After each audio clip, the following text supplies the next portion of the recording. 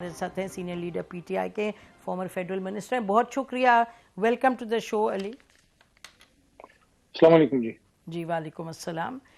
तो अली, सबसे पहले यही आपसे सवाल करते हैं कि ये जो सदाकत अब्बासी साहब और उस्मान डार साहब ये जो बाहर निकले हैं, आपकी मुलाकात हुई है उनसे? बहुत शुक्रिया डॉक्टर साहब। अल्लाहुम्मा सल्ली व सल्लिम व बारिक अला सय्यिदिना मोहम्मद व अला आलि मोहम्मद। इंसान पे ज़िंदगी में मुश्किलात आती हैं, कोई और उम्मत हो, कोई और कौम हो तो उनको बंदा समझाए। जिन लोगों ने कायद आज़म की सरकर्दगी में इतनी मुश्किल से मुल्क हासिल किया और लाखों करोड़ों शहादतों के बाद इसको कायम रखा, रोज की शहादतें मांगती है ये मुल्क, बॉर्डर पे, मुल्क के अंदर, क्योंकि दुश्मन हमारे बहुत हैं। तो और जिसके दामन में हजरत हुसैन रज़ी अल्लाह तआला अन्हु का मैदान करबला का वाक़या हो, तो इम्तिहान तो उसके लिए तो हम सबको तैयार रहना है। हुजूर नबी करीम सल्लल्लाहु अलैहि वसल्लम ने फरमाया था, हदीस का मफहूम है कि अगर मेरे साथ चलने का तुम अहद करते हो या मेरी दोस्ती का दावा करते हो तो फिर अपनी कमर कस लो मुश्किलात के लिए। सब ने कमर कसी हुई है इस मुल्क के लिए, हमने भी कसी हुई है, हमने सियासत के मैदान में कसी है। कोई वर्दी पहन के कर रहा है, कोई आपकी तरह माइक पकड़ के और कलम उठा के कर रहा है। अब ये जो दो भाइयों की आपने मुझे बात बताई है, इमरान खान के सच्चे वो साथी रहे हैं, और अब भी ये बात शक में है कि वो कितना आज़ादी से उन्होंने बात की है। जब कभी आज़ाद फजा में वो बात करेंगे फिर बात क्लियर होगी कि क्या मसला था, कि आखिरी दम तक तो वो खान साहब के लिए बात करते रहे। और सदाकत साहब ने तो ओवरऑल अगर आप देखें तो अवाम में अंदर जाके भी उन्होंने पुरअमन ही बात की है कि पुरअमन एहतजाज करें। तो फिर जो उन्होंने गुफ्तगू की है वो गुफ्तगू उनकी सिंक नहीं हुई, उनकी पर्सनालिटी, उनके साबिका बयानिए से। बहरहाल तहरीक इंसाफ एक पुरअमन सियासी जमात है, middle class, lower middle class लोगों की आवाज है। 22 करोड़ अवाम जिस आईने में अपने मुस्तकबिल का अक्स देखते हैं उसका नाम तहरीक इंसाफ है। तो इस तरह के वाकयात से दशके तो हमें पड़े हैं, लेकिन ये सफर जारी रहेगा इंशाल्लाह। इमरान खान साहब ने ये एक कोई जाती कॉरपोरेशन नहीं बनाई, ये एक इदारा है, ये 22 करोड़ अवाम की अमानत है। तो ये आप जब कहते हैं कि सफ़र जारी रहेगा, तो इस वक्त जो सफ़र है उसके बारे में कुछ बयान कीजिएगा, क्योंकि सफ़र ज़्यादा मतलब टीवी पे आते हैं लोग, अब आपसे जैसे बात हो रही है और लोग ये कहते हैं हाँ जी सपोर्ट करेंगे पीटीआई को, लेकिन जो सियासी सफ़र होता है और जब इलेक्शन के करीब हों अली, तो फिर उस सफ़र की नौइयत और बहुत मुख्तलिफ होती है। उसमें जलसे जुलूस होते हैं, उसमें आप मुतहर्रिक देखते हैं पार्टी के लोगों को, आप देखते हैं मीटिंग्स, देखते हैं कॉर्नर मीटिंग्स। आपके यहाँ कुछ बज़ाहिर तो नहीं दिखाई दे रहा? थोड़े से हालात इलेक्शन वाले बने और इलेक्शन का डेट जो है वो अनाउंस हो तो फिर हम जितने हैं लीडरशिप जिन पे अभी केसेस इस तरह के नहीं हैं कि वो बाहर आ सकने में उनको कोई मसला ना हो, यानी कि मुझ पे केसेस जो थे 9 मई का वो तो ख़त्म हो गया, अदालत ने वो तो ख़त्म कर दिया, जो दहशतगर्दी की अदालत थी। बाकी जो कुछ सियासी केसेस हैं वो तो उस पे तो बेले हैं, वो चलते रहेंगे। तो फिर हम मैदान में होंगे और ये भी उम्मीद है कि तब तक इमरान खान साहब भी बाहर आ जाएंगे और कोई खैर की हवाएं चलेंगी और कोई सियासी लेवल प्लेइंग फील्ड कायम होगी तमाम सियासी प्लेयर्स के लिए। अगर खुदा न खास्ता ऐसे ना हुआ तो खान साहब माजी में बड़े लीडरान ने जेल से भी इलेक्शन लड़े हैं। किसी भी सूरत में हमारे नाक़िदीन या हमारे हासिदीन, लफ्ज़ ज़्यादा बेहतर है, वो तो चाहेंगे कि किसी भी बात को बहाना बना के तहरीक इंसाफ को इलेक्शन से आउट करें। तहरीक इंसाफ किसी भी सूरत में इलेक्शन से दूर नहीं होगी। इलेक्शन तो इमरान ने तहरीक इंसाफ ने इंशाल्लाह लड़ना है, ये ख्वाहिश हम किसी की पूरी नहीं होने देंगे। इलेक्शन में तहरीक इंसाफ होगी, चाहे जितने भी लोग हमारे मैदान में हों, किसी को उठाएं पकड़ के ले जाएं। देखिए, जब एक दफा इलेक्शन की डेट अनाउंस हो जाए, उसके बाद घरों में बैठने का या अंडरग्राउंड रहने का किसी को कोई फायदा नहीं है। जो लोग, मैं तो अब भी ये कहता हूं, मैं तो अपनी कोर कमेटी में भी सजेस्ट किया है काफी दिनों से कि जिन पे केसेस हैं वो अदालतों में अपने आप को सबमिट करें और अदालतों की प्रोटेक्शन में आए, बेल लें, बीबीएस वगैरह लें। किसी को अगर जेल जाना पड़े जेल भी जाए, जेल में आप सेफ रहते हैं, जेल में जाएं और आप अपना आगे चलें। तो ये बताएं कि आपने कहा कोर कमेटी में भी कहता हूं, तो ये ज़रा बयान कीजिएगा कि कोर कमेटी मिल रही है, कैसे मिल रही है, कौन से कहीं हो रही है मीटिंग्स, नहीं हो रही? क्योंकि ये बहुत बड़ा इस पर सवालिया निशान है कि पीटीआई फंक्शन कर रही है, नहीं कर रही, या जैसे बस लोग आते हैं टीवी पे आकर बोलते हैं, दैट्स इट। जूम लिंक्स वगैरह पे कोई मीटिंग होती है, ज्यादा तफसील तो मैं समझता हूँ मुनासिब नहीं है, ठीक है, लेकिन لیکن زوم لنکس پہ میٹنگ ہو جاتی ہے. میرے جیسے لوگ جو ابھی بیل پہ ہیں، اوپن میں ہیں، وہ بھی اس میں شرکت کرتے ہیں، کچھ اور بھی ہمارے دوست. لیکن اختیار خان صاحب نے کور کمیٹی کو دیا ہے، جب الیکشن ڈیٹ اناؤنس ہوگی تو کور کمیٹی کے ممبرز جو ابھی بیل پہ ہیں وہ تو گراؤنڈ پہ ہوں گے، جو نہیں ہے وہ بھی بیل لینے کی کوشش کریں گے اور وہ آئیں گے ہمارے ساتھ. اور انشاءاللہ، اور ہم بہت پر امید ہیں کیونکہ ہمارے وکلاء بھی پر امید ہیں. ہم اپنی فائٹ کر رہے ہیں. سپریم کورٹ ہے، اوپر ہائی کورٹ ہے، دیکھتے ہیں اللہ تعالیٰ کرم کرے اور خان صاحب باہر نکلیں. اچھا یہ بتائیے گا کہ کور کمیٹی میں بڑے نام کون ہیں اس وقت؟ یعنی کہ اسد عمر صاحب کہنے کو تو پارٹی میں ہیں، لیکن کہیں ان کی کوئی ایکٹیویٹی نظر نہیں آتی، کوئی بات چیت ایسے نہیں ہوتی. وہ مطلب ان کا اس وقت کس حیثیت میں ہے وہ پارٹی میں؟ اسد صاحب کور کمیٹی میں ابھی نہیں ہے، ایز اے کارکن اپنا کردار ادا کر رہے ہیں. لیکن جب الیکشن ڈیٹ اناؤنس ہوگی تو پھر آپ دیکھیں گے، ہم لوگ انشاءاللہ آپ کو میدان میں نظر آئیں گے. اور ابھی بھی میدان نہیں ہے. اتنی چیزوں کو فیس کرنے کے باوجود میں کہیں ہائیڈنگ میں نہیں گیا. میں نے اپنا فیصلہ کیا تھا جب مردان سے مجھے ریلیف ملا ہائی کورٹ پشاور کے تھرو. میں نے فیصلہ کیا تھا کہ میں کبھی ہائیڈنگ میں نہیں جاؤں گا، چاہے کچھ بھی ہو میں فیس کروں گا، چاہے دوبارہ ریسٹ کرنا ہے کر لیں بے شک. تو 7 دفعہ تو اریسٹ ہو چکا ہوا ہوں، تو کوئی ایشو نہیں ہے. دوبارہ بھی اگر خدا نخواستہ جانا پڑے، لیکن سامنا کریں گے انشاءاللہ جس طرح کے بھی حالات ہوں. کیونکہ عمران خان صاحب نے یہ جماعت اس لیے نہیں بنائی کہ ہم اس کو مطلب ہے کہ کسی ایک سانحے کا شکار ہونے دیں. جن لوگوں نے غلط کیا 9 مئی کو ان کو سزا ضرور ملے، لیکن باقی لیڈر ہمارا پرامن پاکستانی ہے، محب وطن ہے. جماعت محب وطن لوگوں کی ہے، ایجوکیٹڈ لوگوں کی ہے. اور کوئی اور جگہ نہیں ہے جہاں مڈل کلاس پڑھے لکھے لوگ اور پاکستان سے محبت کرنے کے لیے وہ لوگ جو ملک سے واپس آنا چاہتے ہیں، ان لوگوں کے لیے مجھے بتائیں کوئی ایونیوز کسی جماعت نے کھلے چھوڑے نہیں ہیں. وہ تو ذاتی کارپوریشنیں ہیں. ان میں تو یا تو آپ بھٹو فیملی سے تعلق رکھتے ہو یا بسد احترام شریف فیملی سے تعلق رکھتے ہو، then you can go and aspire for leadership. Otherwise تو آپ کے حصے میں یہی وہاں پہ تو پیچھے کھڑے ہو کے ہاتھ باندھنا ہے. یہ جماعت ہے جہاں مڈل کلاس کا کوئی بھی بچہ یا کوئی نوجوان لڑکا یا لڑکی آ کے وہ آگے جا سکتا ہے. اور خان صاحب نے کر کے دکھا ہے. عام لوگوں کو فیڈرل منسٹر اور صوبائی وزیر بنا کے دکھا ہے جن کا کوئی سفارش نہیں تھی، جن کے پاس کروڑوں روپے نہیں تھے جیب میں. ہم نے کر کے دیکھا ہے. مڈل کلاس لوگوں کو، ہاں جی غلطیاں ہم سے ہوئی ہیں، اس سے میں انکار نہیں کرتا. ٹھیک. وہ پیپلز پارٹی میں بھی کافی مڈل کلاس کے لوگ ہیں، لیکن بہرحال وہ ایک اور ڈیبیٹ ہے. یہ بتائیے گا کہ but they can not aspire the top place. وہ نہیں ٹاپ 3 صحیح ٹاپ بات 4 ہے کو نہیں سوچ سکتے. جی. وہاں چیئرمین خاندان کی بادشاہت ہے. جی ہاں، اس وقت خاندان تو نہیں ہے پی ٹی آئی میں اس طرح سے، کیونکہ عمران خان صاحب اکیلے ہی ہیں اس وقت. اچھا اس پہ یہ بتائیے کہ جو الیکشن کمیشن نے ابھی تک آپ کو بلے کا نشان کنفرم نہیں کیا. الیکشن کمیشن ہمارا پاکستان کا الیکشن کمیشن ہے اور اس کو پاکستان کا الیکشن کمیشن ہی بسد احترام بن کے دکھانا چاہیے. ایک جماعت ہے جو مڈل کلاس پاکستانیوں کی آواز ہے، جو 27 سال سٹرگل کر کے آئی ہے، جو پاکستان کی تمام اکائیوں میں سوائے سندھ کے، اور سندھ میں بھی اپوزیشن لیڈر تک پہنچ گئی. ایک جماعت اور نہیں ہے قومی جماعت.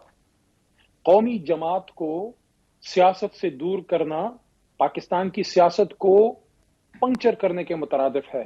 قومی جماعت اور قومی لیڈر قوم کے لیے اتنا ہی اہم ہے جتنا ملک کے لیے آئین ہوتا ہے، ملک کے لیے اس کے بنیادی کچھ اکائیاں ہوتی ہیں. قومی جماعت سے اور قومی لیڈر سے ملک کھٹا ہوتا ہے، اس میں سیکٹیرینزم نہیں پھیلتی. ہماری جماعت میں کوئی سنی شیعہ کی کانسیپٹ نہیں ہے، کوئی دیوبندی بریلوی کا کانسیپٹ نہیں ہے، کوئی پشتون پنجابی کی بنیاد پہ یہاں عہدے نہیں دیے جاتے. اگر دیے جاتے ہوتے تو ہمارا اسپیکر، ہمارا defence minister, parliamentary affair, interior ministry, deputy speaker, یہ سارے پشتون نہ ہوتے. ہاں سمبل کی بتائیں بات، ابھی تو نہیں دیا. کیا ایشو کیا ہے؟ ہوپ فلی ایسا ایشو نہیں ہوگا.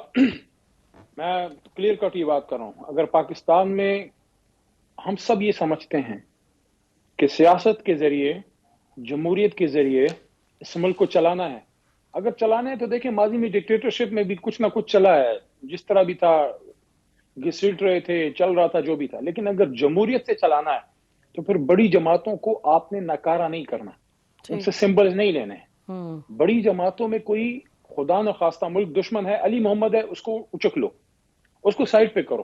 علی محمد اگر غلط ہے اس کو سائڈ پہ کرو، لیکن میری جماعت کو کچھ مت کہو، کیونکہ میری جماعت امین ہے پاکستان کے لوگوں کی خواہشات کی. اسی طرح میں تو اس بات کو بھی کہتا ہوں، ہماری تو جماعت نے کشمیر میں، گلگت بلتستان میں، پختونخوا میں، بلوچستان میں کوalition، پنجاب میں مرکز نے حکومتیں بنائی، سندھ میں اپوزیشن لیڈر، واحد قومی جماعت ہماری بن کے رہ گئی ہے.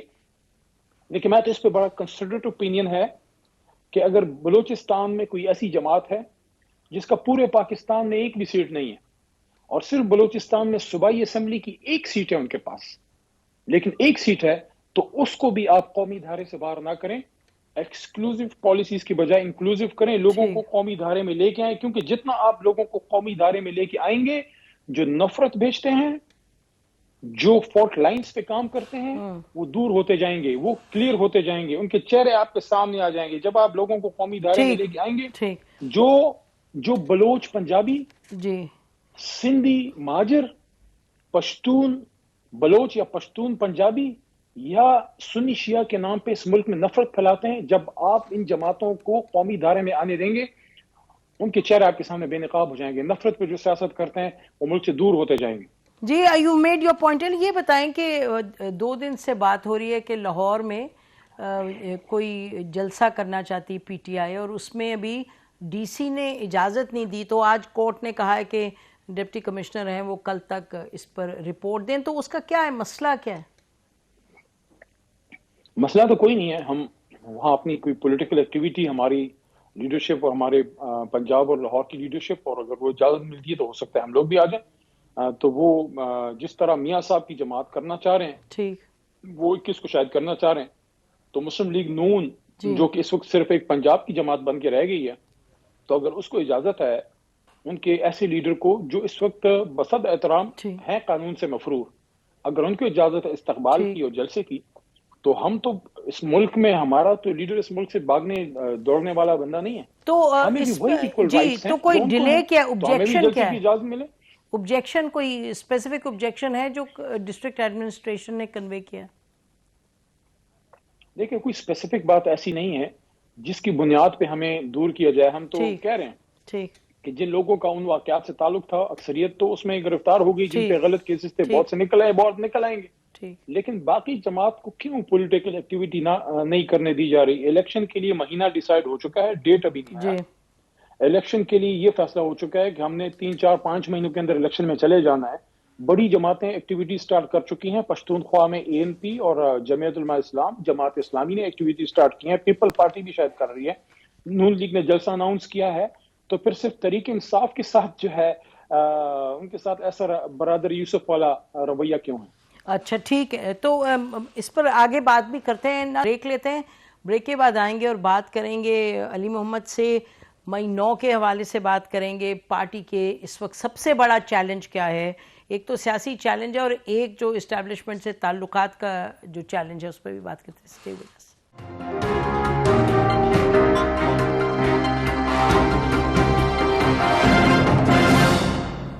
ویلکم بیک ناظرین. ہمارے ساتھ پی ٹی آئی کے سینئر لیڈر علی محمد خان ہیں. یہ جیل میں جا چکے ہیں، جیل میں رہ چکے ہیں، یہ اٹل اپنی پوزیشن پر رہے ہیں تھرو آؤٹ، کے پارٹی کے ساتھ بھی اور پارٹی کے لیڈر کے ساتھ بھی میں کھڑا ہوں.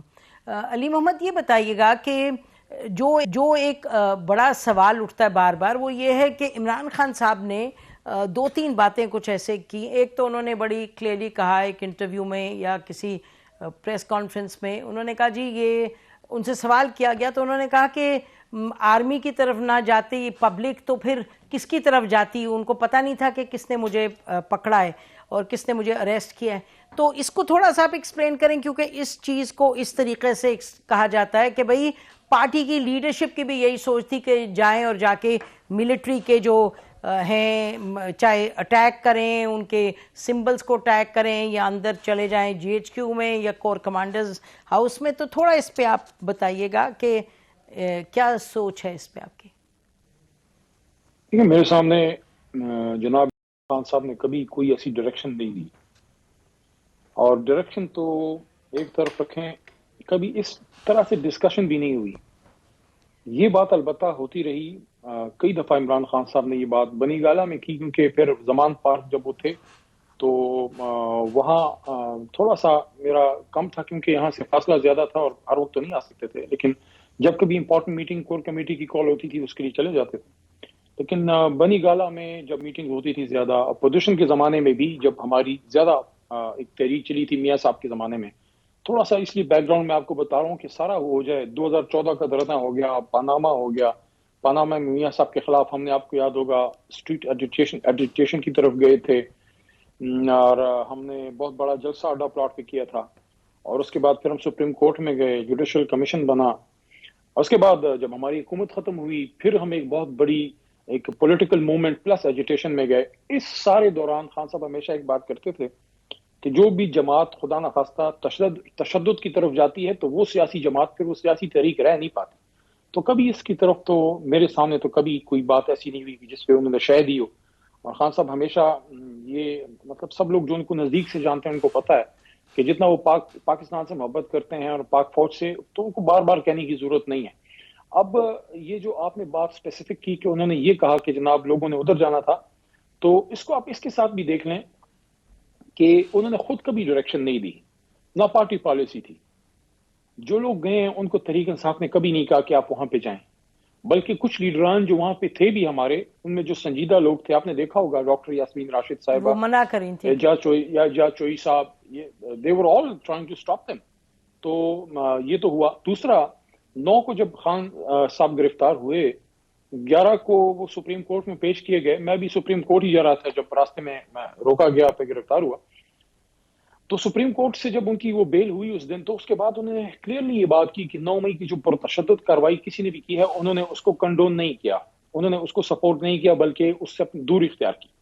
تو آپ دیکھیں, ایشو اب یہ ہے کہ ایک واقعہ ہو گیا, جن لوگوں نے غلط کیا ہے ان پہ کیسز چل رہے ہیں, قانون کے مطابق سزا مل جائے گی.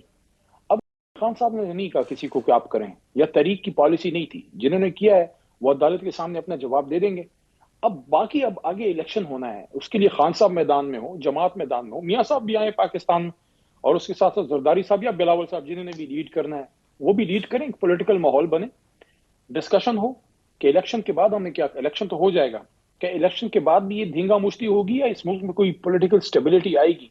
اس کے لیے جب تک آپ الیکشن سے پہلے کوئی سنجیدہ کوشش نہیں کریں گے جس میں پولیٹیکل لیڈرشپ اور ملٹری اسٹیبلشمنٹ بیٹھے کہ الیکشن بھی ہو جائے, الیکشن نہ ہونا تو آپشن ہی نہیں ہے نا, کہ آئین آپ کو پابند کرتا ہے.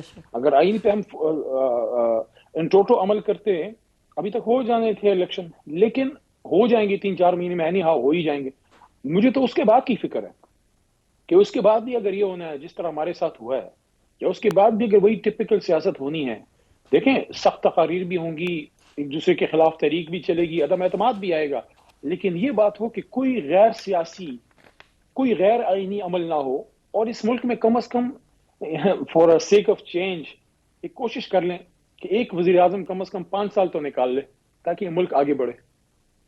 یہ بتائیں کہ یہ تو بہت سی باتیں کہی جا سکتی ہیں, ہر طرف سے بات ہو رہی ہے, ڈپینڈنگ آن کس کو آپ سپورٹ کر رہے ہیں, باتیں کی تو کمی نہیں ہے اس ملک میں.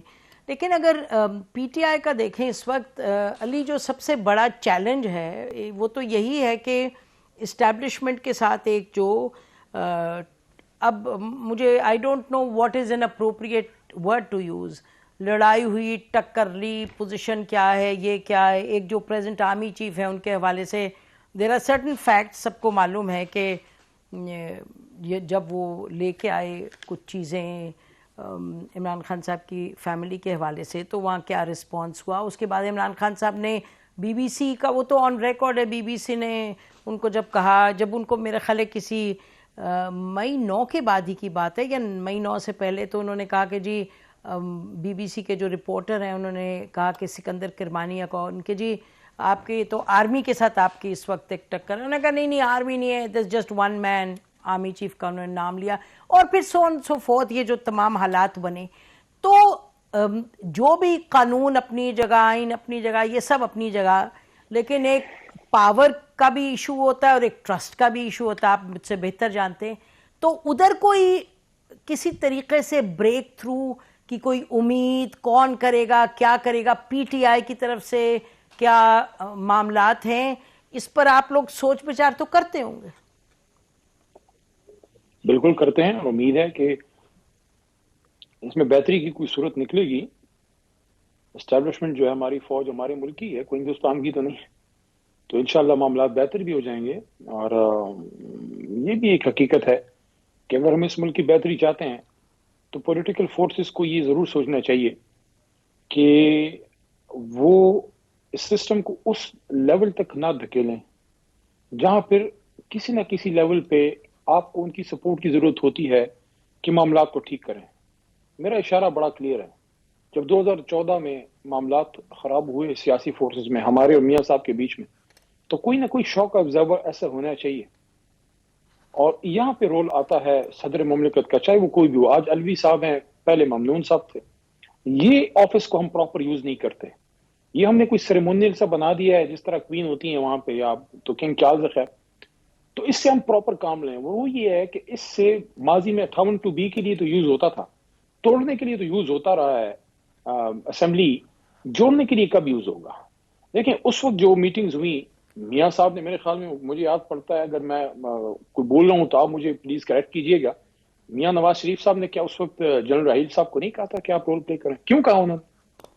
اپنے نہیں, صدر کو ایک کیوں نہیں کہا سیکنڈ کہ علی, اس پہ مجھے تھوڑا سا آپ کو اور پیچھے لے جانا ہوگا نا, کیونکہ آپ کے دھرنے میں تو اس وقت ISI نے سپورٹ کیا تھا, اور جو آپ کے عمران خان صاحب اور PTI کے جو کزن تھے اس وقت, جو اب کینیڈا میں بیٹھے ہیں, وہ تو ایک پورا لنڈن پلان تھا. These are now facts of history.